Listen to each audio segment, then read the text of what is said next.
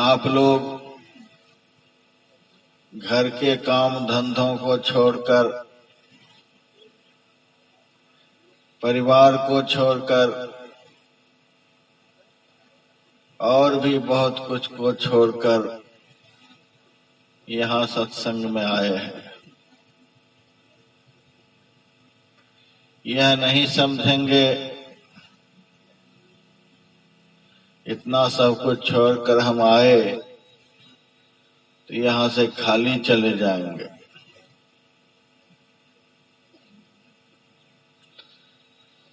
दुनिया से आप लोग भले खाली चले जाएंगे, लेकिन संत सद्गुरु महाराज के दरबार से एक मिनट के लिए भी आ गए तो खाली नहीं जाएंगे।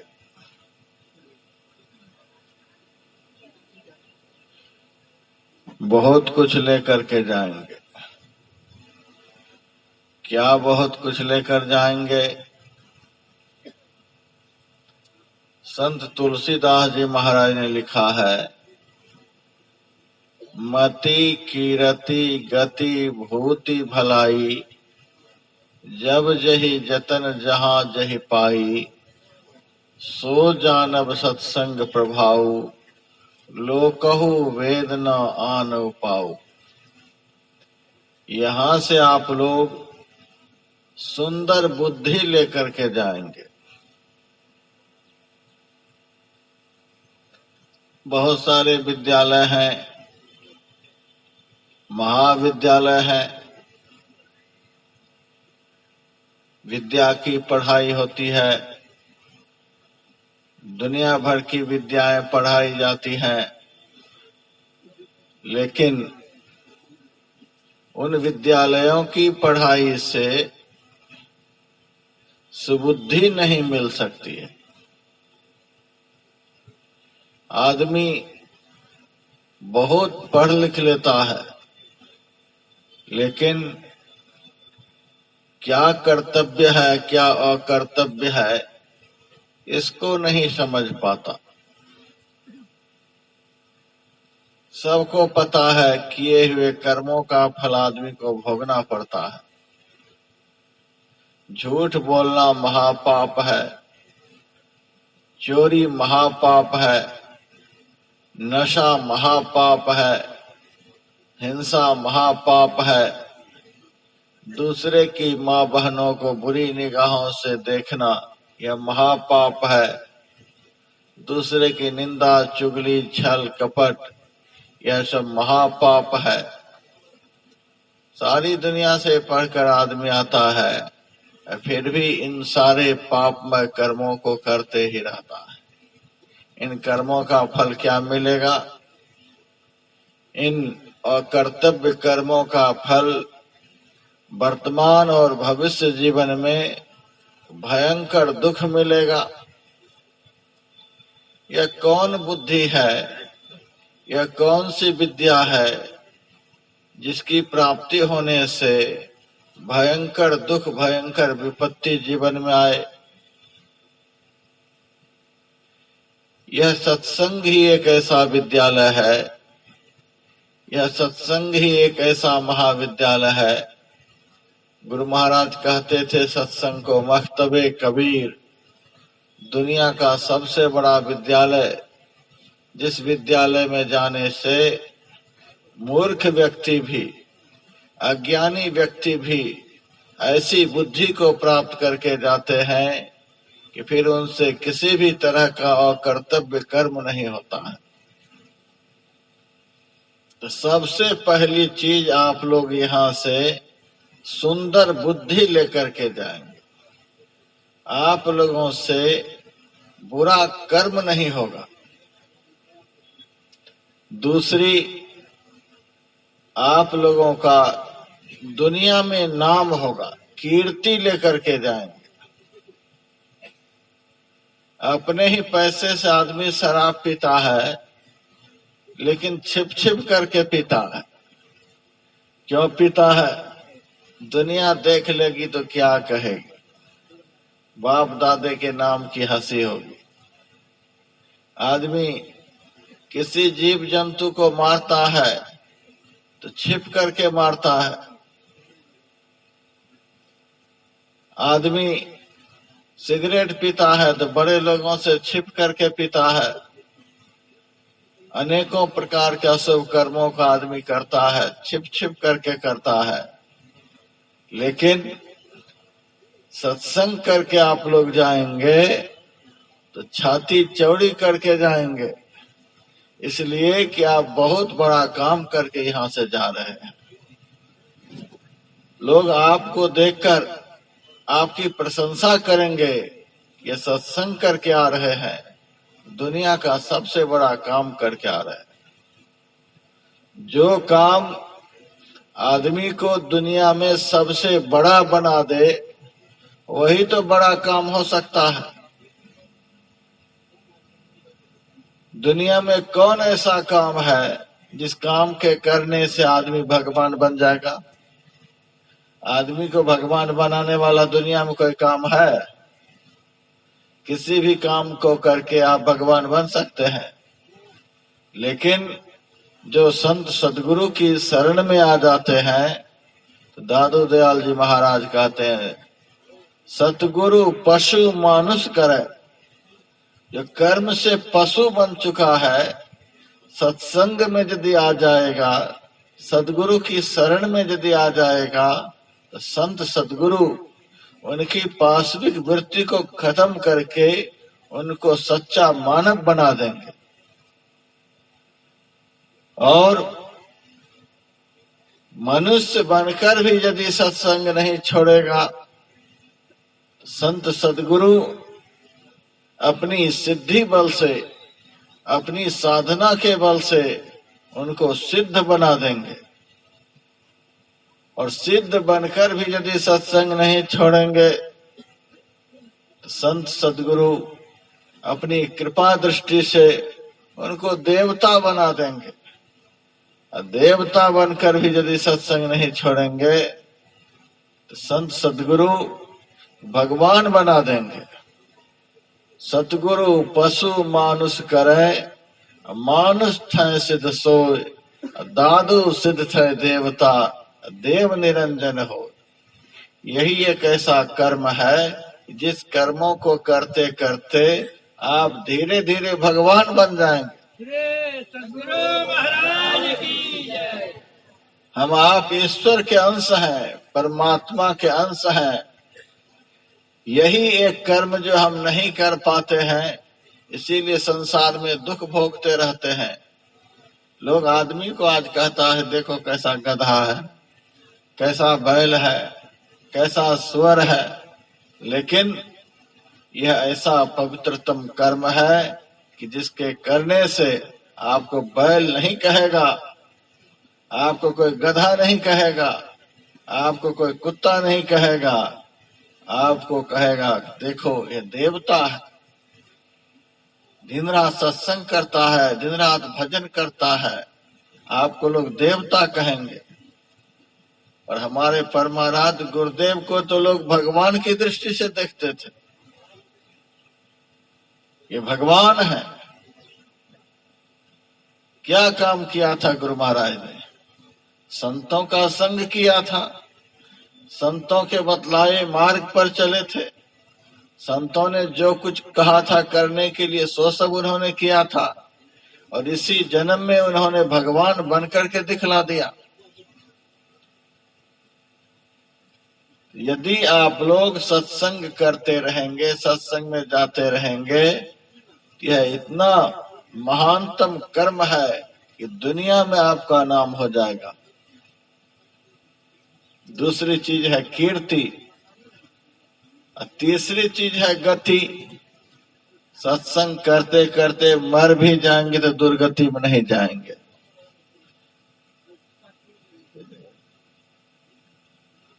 और दुनिया के कामों को करते करते 100 कल्प तक भी जीते रहेंगे तो दुर्गति में जाने से नहीं बचेंगे। यही एक ऐसा कर्म है जो कर्म आपको दुर्गति में जाने से बचा लेगा। सहजो भाई ने बड़ा भारी लिस्ट दिया किस काम के करने से आदमी क्या बनता है, किस काम के करने से आदमी क्या बनता है, अंत काल में कैसी वृत्ति होने से आदमी क्या योनि प्राप्त करता है। उन्होंने बतला दिया कि मरते मरते यदि किसी के मन में धन दौलत की इच्छा रह गई और शरीर पूरा हो गया तो सांप बन करके दोबारा जन्म लेगा।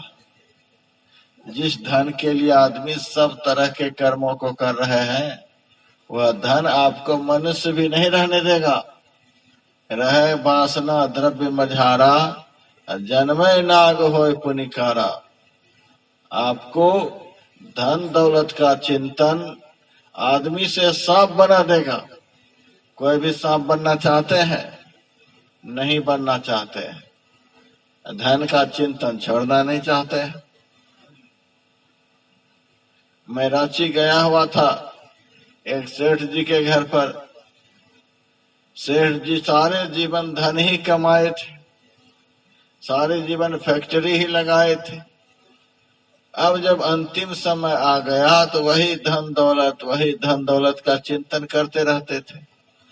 उनके घर की बहू मेरे पास आई, महाराज मरने का दिन आ गया है इस बूढ़े का, लेकिन कभी भी भगवान का नाम नहीं लेता, कभी भी सत्संग भजन की बात नहीं करता, वही धन दौलत का चिंतन करता है। मैंने कहा सेठ जी आप भजन करो, गुरु महाराज से दीक्षा लिए हो, गुरु मंत्र का जाप करो। मैं कितना भी समझाऊं तो बस यही कहता रहे, मेरे पास एक सोना की दुकान है, एक चांदी की दुकान है, राइस मिल है, दाल मिल है। अरे यह सब तो बहुत कुछ है, आप सत्संग करो, भजन करो। फिर वही कहे हमारे पास सोने की दुकान है, चांदी की दुकान है। सारे जीवन जो वही सोना चांदी धन दौलत करता रहा, अब अंतिम समय में वही संसार दिमाग में घूमता है। जैसे जैसे मनुष्य की आयु बढ़ती जाती है वैसे वैसे आदमी के मन में विकार बढ़ता जाता है, मन की चंचलता बढ़ती जाती है। 5 साल पहले बालक का मन कैसा होता है, लेकिन वही बालक जब 10 साल का हो जाता है फिर देखिए, वही बालक जब 20 साल का हो जाता है तब देखिए, वही बालक जब 40 साल का हो जाता है तब देखिए। जैसे जैसे मनुष्य की आयु बढ़ती जाती है और उस आयु के अनुरूप यदि भजन नहीं होता गया, सत्संग नहीं होता रहा, यह मन धीरे धीरे इतना चंचल होता चला जाएगा, इतना चंचल हो जाएगा, उस मन में केवल विकार ही विकार उत्पन्न होता रहेगा। जब वृद्धावस्था आ जाती है तो मन सुदर्शन चक्र की तरह दिमाग में घूमता है। सारी दुनिया उस मन में घूमेगी, सारी दुनिया के विकार उसके मन में उत्पन्न होंगे। बिना भजन किए यदि बुढ़ापा को पा गए तो मन आपको न जाने कहां से कहां लेकर के चला जाएगा। तो सहजोबाई कहती है, अंत काल में यदि धन दौलत का ही चिंतन होता रह गया, शरीर पूरा हो गया, तो सांप की जोनी में जाना पड़ेगा। यदि पुत्र का चिंतन करते करते शरीर पूरा हो गया तो धोबी के घर गधा बन करके जन्म लेना पड़ेगा। यदि कामना के वशीभूत होकर किसी पुरुष का चिंतन करते करते देह का त्याग कर दिए तो डोम के घर में कुत्ती बन करके जन्म लेना पड़ेगा। किसी पुरुष का चिंतन करते करते यदि शरीर पूरा हो गया, चांडाल के घर कुत्ता बन करके जन्म लेना पड़ेगा। बहुत कुछ बतला दिया। सहजोबाई से भक्तों ने पूछा कि भाई एक बात यह बताओ, अंत काल में कैसा चिंतन होने से मनुष्य का शरीर मिलता है? सहजोबाई कहती है, साध संगत की वासना जाघट परगट होए, मानस जन्म सत्संग मिले भक्ति परापत हो। अंत काल में यदि किसी के मन में यह भावना जागृत हो गई कि अमुक स्थान पर साधु संत महात्माओं का पदार्पण हो रहा है, वहां सत्संग होगा, दुनिया भर के लोग सत्संग सुनने के लिए जाएंगे, हम ही एक ऐसे पापी कि उसमें भाग नहीं ले सके, ऐसा चिंतन करते करते भी शरीर पूरा हो गया तो भी मनुष्य का शरीर मिलेगा। सदगुरु महाराज की जय। मानुष जन्म, देखिए सत्संग का चिंतन करते हुए यदि शरीर पूरा हो गया, आप सत्संग में नहीं जा सके, घर बैठे ही सत्संग का चिंतन करता हुआ, वहां सत्संग हो रहा है, सब लोग गए होंगे, साधु महात्मा का प्रवचन होता होगा, हम ही नहीं जा सके, इतने मात्र से शरीर पूरा हो जाएगा तो मनुष्य का शरीर मिलेगा। बनिया लोग कहते हैं, पूंजी लौटे नाचे साओ, पूंजी भी वापस हो गई तो बड़े खुश होते हैं कि कभी न कभी मुनाफा भी जरूर होगा। अब पूंजी ही चली गई तो व्यापार खत्म हो जाएगा।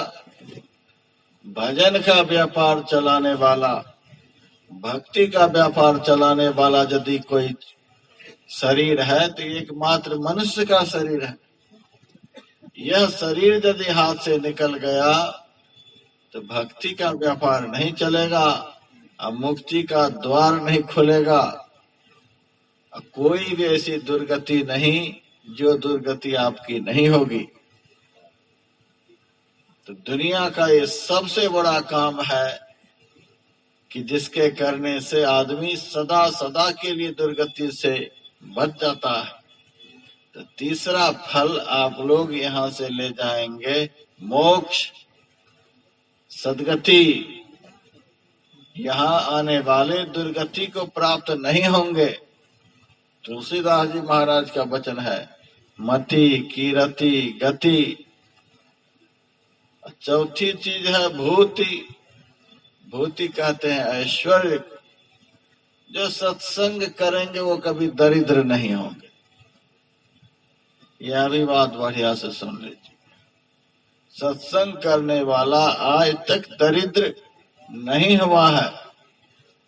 हाँ, सत्संग के नाम पर सारी दुनिया से चंदा करके जो अपने पेट में भर लेगा वह तो महादरिद्र होगा ही, उसकी तो हड्डी गलेगी ही। लेकिन जो सच्चाई और ईमानदारी से सत्संग करेगा वह कभी दरिद्र नहीं होगा। क्यों नहीं दरिद्र होगा? सत्संग करने वाला क्यों दरिद्र नहीं होगा? संत पलटू साहब की वाणी में है, लक्ष्मी है संतन की दासी, रज चाहत कैलाश को बासी। संत के चरण में दासी बन करके सदैव लक्ष्मी रहती है। संत के चरणों में लक्ष्मी का निवास होता है। संत के चरणों का जिन्होंने दर्शन कर लिया, संत के चरणों का जिन्होंने आश्रय ले लिया, तो वह दरिद्र हो जाएगा, क्योंकि वहां तो लक्ष्मी रहती है। लक्ष्मी उनसे प्रसन्न रहती है जो संत के चरणों की सेवा करते हैं, संत के चरणों का आश्रय लेते हैं, सत्संग में जाते हैं, सत्संग वचनों को सुनते हैं। लक्ष्मी को कौन कहे? जोड़ू कहमा जाय खसम जब हाथ में आया, पलटू साहब कहते हैं। विष्णु पुराण में नारद जी से भगवान ने कहा था, हे नारद, मैं वैकुंठ में नहीं रहता हूँ, योगियों के हृदय में भी नहीं रहता हूँ।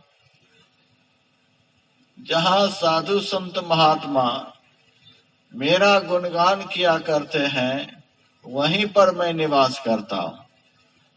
जहाँ सत्संग होता है वहां भगवान का निवास होता है।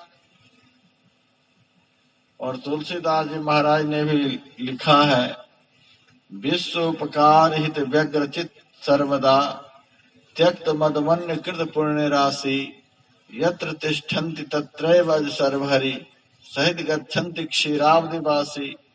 विश्व के कल्याण के लिए जिनका चित्त सदैव व्यग्र रहता है, ऐसे संत जहाँ पधारते हैं तो उनकी वाणी को सुनने के लिए, उनका दर्शन करने के लिए, उनके चरणों की धूल लेने के लिए सभी देवी देवताओं को साथ लेकर वैकुंठवासी भगवान वहां पधार जाते हैं।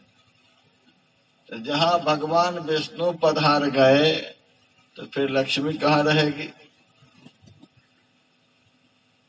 आजकल की तो माताएं अपने पति को छोड़कर न जाने कहाँ कहाँ घूमती फिरती हैं, लेकिन लक्ष्मी महापतिव्रता नारी है, विष्णु भगवान को एक क्षण के लिए भी नहीं छोड़ती है। इसलिए जहाँ संत पधारते हैं वहाँ विष्णु भगवान पधारते हैं, जहाँ विष्णु भगवान पधारते हैं वहाँ लक्ष्मी का पदार्पण होता है। जहाँ विष्णु भगवान और लक्ष्मी है वहाँ दरिद्री कैसे आ सकती है? इसीलिए जो श्रद्धा भक्ति के साथ नित्य नियम से सत्संग करेंगे उनको लक्ष्मी की प्राप्ति होगी, उनको धन की प्राप्ति होगी। आप लोग यहाँ आए हैं घर के काम धंधों को छोड़कर, खेती का काम छोड़कर, दफ्तर छोड़कर, लेकिन यहाँ आने से आप लोगों का कोई नुकसान नहीं होगा, आपके धन में वृद्धि होगी। तुलसीदास जी महाराज का वचन है, ऐश्वर्य की प्राप्ति। अब पांचवी चीज है भलाई। जो सत्संग में आएगा उनको बुरा दिन कभी नहीं देखना पड़ेगा। आपका लड़का राष्ट्रपति भी हो गया है तो आप दुर्गति में जाने से नहीं बच सकते। आपका लड़का प्रधानमंत्री भी हो गया है तो आप दुर्गति में जाने से नहीं बच सकते, लेकिन आपने यदि सत्संग का आश्रय ले लिया तो आपकी दुर्गति कभी भी नहीं हो सकती है, आपका बुरा कभी भी नहीं होगा। ये पांच फल, ये पांच पदार्थ सत्संग में आने वाले को प्राप्त होते हैं। अभी हम 1 महीना तक तीर्थराज प्रयाग में सत्संग किए। एक तीर्थराज प्रयाग इलाहाबाद में है, करोड़ों लोग वहां गए, वहां स्नान करके सब के सब जहां से आए थे वहां चले गए। यहाँ के सारे लोग नहीं गए होंगे तीर्थराज प्रयाग में, कुंभ के मेले में। वहां का सत्संग समाप्त करके मैं सीधा यहीं आया हूं। इसीलिए आ गया कि जो लोग वहां नहीं जा सके उनको मैं 2 दिनों में इस देहात के गांव में ही त्रिवेणी संगम का स्नान करा दूंगा। कुंभ मेले का दर्शन करा दूंगा, गंगा यमुना सरस्वती का दर्शन करा दूंगा। तीर्थराज प्रयाग में क्या है? गंगा की धारा बहती है, यमुना की धारा बहती है, सरस्वती की धारा बहती है। भले ही तीनों धाराएं वहां बहती हैं, लेकिन दुनिया के लोगों को वहां जाना पड़ता है, तब उस धारा का दर्शन होता है। और उस धारा में कोई स्नान कर भी लेगा तो क्या होगा? शरीर शुद्ध हो जाएगा। मैंने देखा करोड़ों लोगों ने वहां स्नान किया, स्नान करके बाहर निकलते थे और सिगरेट पी रहे हैं, गुटखा खा रहे हैं, झूठ बोल रहे हैं। त्रिवेणी में स्नान तो कर लिए, लेकिन स्नान करने के बाद सबके सब वही कर्म होते रहे जो पहले से करते आ रहे हैं, और घर भी जा करके वही सब करेंगे। इलाहाबाद में जो तीनों धाराएं बहती हैं, तीनों नदियां बहती हैं, उसको जड़ त्रिवेणी कहते हैं, जिसमें स्नान करने से तन पवित्र होता है, तन का मल धोया जाता है। लेकिन संत तुलसीदास जी महाराज ने आप सबके लिए भी एक त्रिवेणी की व्यवस्था की है। वह कौन सी त्रिवेणी है? मुद मंगलमय संत समाजू, जो जग जंगम तीर्थ राजू। संतों का समाज यह चलता फिरता तीर्थराज है। संत समाज किसको कहते हैं? यहाँ इतने सारे लोग अभी बैठे हैं, कोई झूठ बोल रहे हैं? कोई नहीं। भले घर में बोलते होंगे, रास्ते में बोलते होंगे, लेकिन पंडाल में सब चुपचाप बैठे हैं। झूठ तो यहाँ आते ही खत्म। गुरु महाराज कहते थे सभी पापों का झोला है झूठ, उसी में सारा पाप घुसा हुआ रहता है। यहाँ आते ही झूठ बंद। चलते समय कोई चोर यहाँ से चप्पल वगैरह उठा करके ले जाएगा, लेकिन जब तक आरती नहीं होगी तब तक तो वह भी यहाँ बैठा ही रहेगा। चोरी भी नहीं यहाँ हो सकती। किसी भी प्रकार के नशाओं का कोई सेवन नहीं कर रहा, कोई हिंसा नहीं हो रही है। सारी माताएं बहनें एक जगह पर बैठी हुई हैं। किसी को देखकर किसी के मन में कोई बुरा विचार उत्पन्न नहीं हो रहा है। बैठिए जाकर।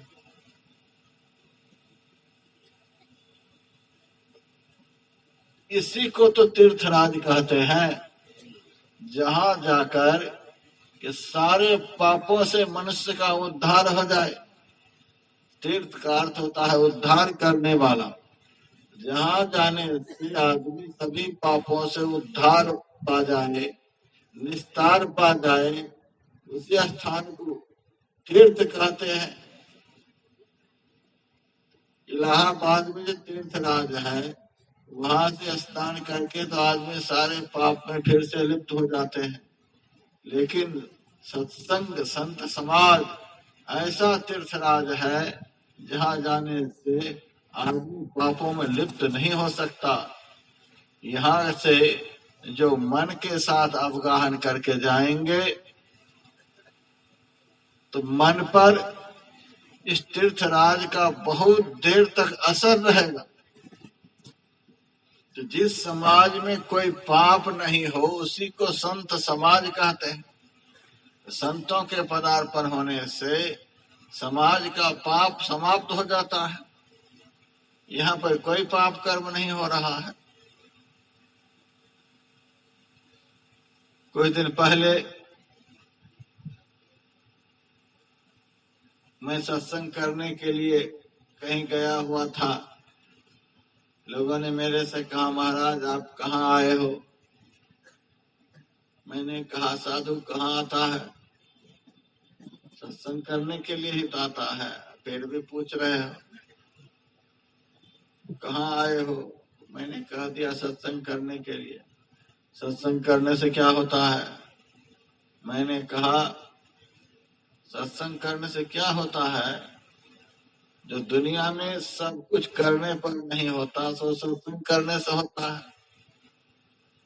तो क्या होता है? सत्संग करने से पुण्य होता है, मोक्ष होता है, मनुष्य का कल्याण होता है, मनुष्य का उद्धार होता है। जो जो कहीं से नहीं हो सकता सो सब सत्संग में जाने से होता है। तुम क्या कहते हो सत्संग करने से क्या होता है? जो कुछ भी होगा संतों का संग करने से ही होगा। संत समाज को चलता फिरता तीर्थराज कहा गया। आप लोग अभी तीर्थराज प्रयाग में बैठे हुए हैं। यहाँ भी 3 धाराएं बह रही हैं। राम भगति जहाँ सुरसरी धारा। जिस समय सत्संग में परमात्मा के सगुण साकार स्वरूप का वर्णन होता है, उस समय गंगा की धारा बहने लग जाती है।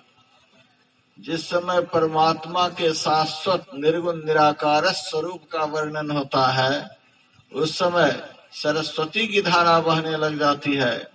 और जिस समय सत्संग में कर्तव्य और कर्तव्य का ज्ञान दिया जाता है, उस समय सत्संग में यमुना की धारा बहने लग जाती है। इस त्रिवेणी में स्नान जो करेंगे उनका मन शुद्ध हो जाएगा।